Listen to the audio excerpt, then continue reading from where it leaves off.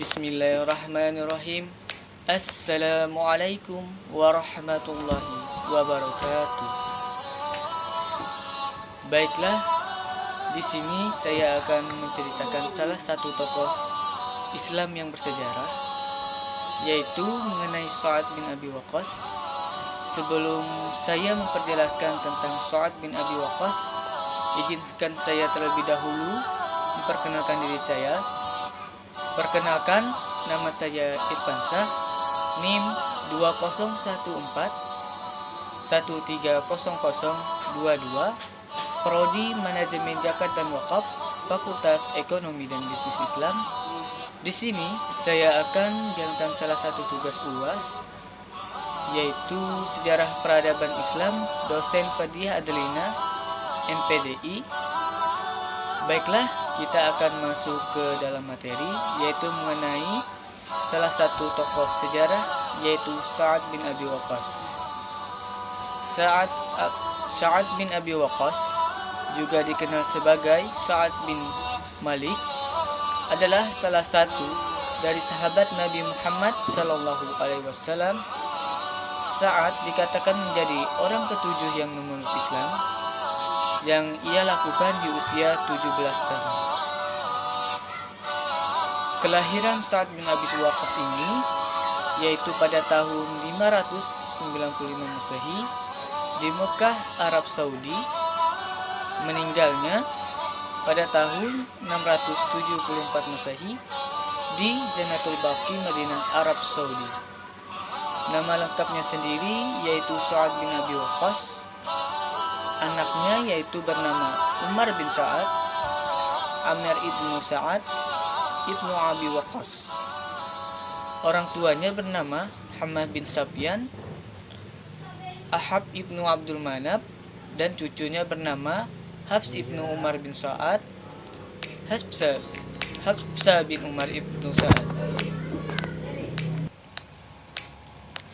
Selanjutnya, mengenai Sa'ad bin Abi Waqqas ini, merupakan seorang yang awal masuk Islam dan salah satu sahabat Nabi Muhammad SAW.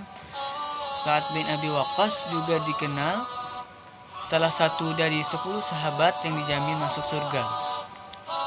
Mengenai keluarga Sa'ad bin Abi Waqqas ini, ia berasal dari suku Bani Juhrah dari buku Quraisy, dan paman Nabi Muhammad dari garis pihak ibu, Abdurrahman bin Auf, sahabat Nabi yang lain, merupakan sepupu Sa'ad bin Abi Waqqas.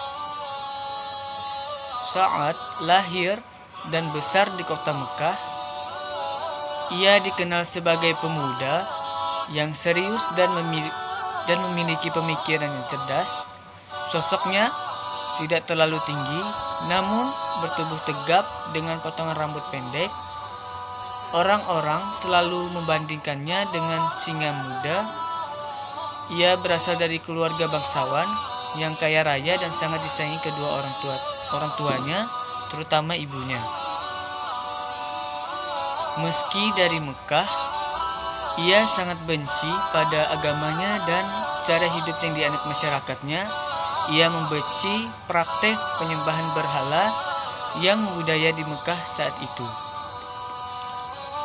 Mengenai awal masuk Islam, Sa'ad bin Abi Waqqas ini, suatu hari dalam hidupnya, ia didatangi sosok Abu Bakar yang dikenal sebagai orang yang ramah.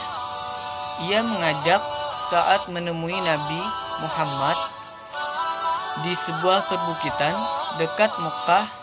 Pertemuan itu mengesankan Sa'ad yang saat itu baru berusia 20 tahun. Ia pun segera menerima undangan Nabi Muhammad untuk menjadi salah satu penganut Islam yang dibawanya. Sa'ad kemudian menjadi salah satu sahabat yang pertama masuk Islam. Sa'ad sendiri secara tidak langsung memiliki hubungan kekerabatan dengan Rasulullah. Ibu Rasul, Aminah binti Wahab, berasal dari suku yang sama dengan Sa'ad, yaitu dari Bani Juhrah. Karena itu, Sa'ad juga sering disebut sebagai Sa'ad Ab-Juhrah atau Sa'ad dari Juhrah, untuk membedakannya dengan saat-saat lainnya. Namun, keislaman Sa'ad mendapat tantangan keras terutama dari keluarga dan anggota sukunya. Ibunya bahkan mengancam akan bunuh diri.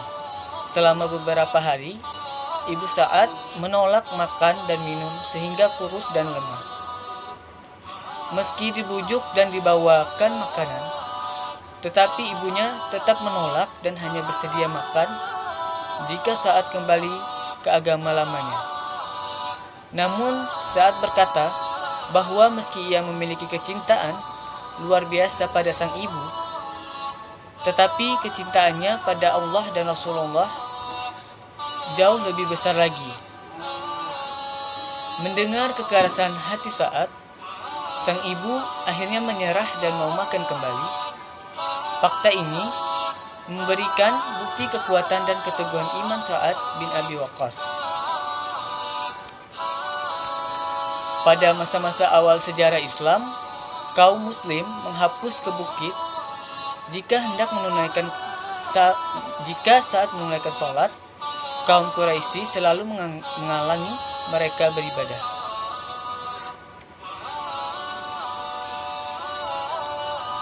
Saat tengah sholat, sekelompok kaum Quraisy mengganggu dengan saling melemparkan lelucon besar atau kasar. Karena kesal dan tidak tahan, Sa'ad bin Abi Waqqas yang memukul salah satu orang Quraisy dengan tulang unta sehingga melukainya. Ini menjadi darah pertama yang tumpah akibat konflik antara umat Islam dengan orang kafir.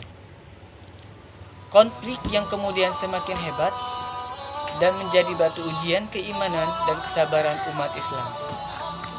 Setelah peristiwa itu, Rasulullah meminta para sahabat agar lebih tenang dan bersabar menghadapi orang Quraisy seperti yang difirmankan Allah dalam Al-Quran surah Al-Muzammil ayat 10.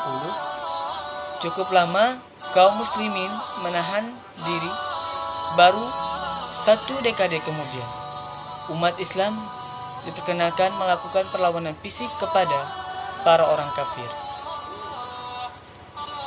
Di barisan perjuangan Islam, nama Sa'ad bin Abi Waqqas ini menjadi salah satu tonggak utamanya. Ia terlibat dalam pertempuran Badar bersama saudaranya yang bernama Umair bin Abi Waqqas yang kemudian syahid bersama 13 pejuang muslim lainnya. Pada pertempuran Uhud bersama Zaid, Sa'ad terpilih menjadi salah satu pasukan pemanah terbaik Islam. Saat berjuang dengan gigih dalam mempertahankan Rasulullah, setelah beberapa pejuang muslim meninggalkan posisi mereka, Sa'ad juga menjadi sahabat dan pejuang Islam pertama yang tertembak panah dalam upaya mempertahankan Islam. Sa'ad juga merupakan salah satu sahabat yang dikaruniai kekayaan yang juga banyak digunakannya untuk kepentingan dakwah. Ia juga dikenal karena keberaniannya dalam kedermawanan hatinya saat hidup hingga usianya menjelang 80 tahun. Menjelang wafatnya, Sa'ad meminta putranya untuk mengafaninya dengan jubah yang ia gunakan dalam perang Badar. Kafani aku dengan jubah ini karena aku ingin bertemu Allah dalam pakaian ini.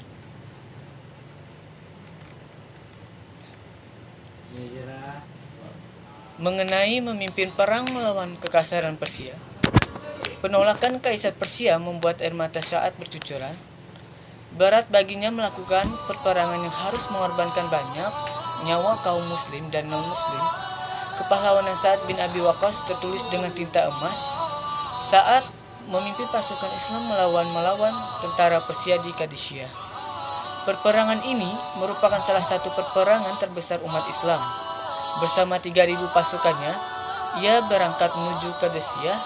Di antara mereka terdapat 9 veteran perang Badar, lebih dari 300 mereka yang ikut serta dalam ikrar Ridwan di Hudaybiyah, dan 300 di antaranya mereka yang ikut serta dalam kemerdekaan Mekah. Dan bersama Rasulullah lalu ada 700 orang putra yang sahabat, ribuan wanita yang ikut serta sebagai perawat dan tenaga bantuan.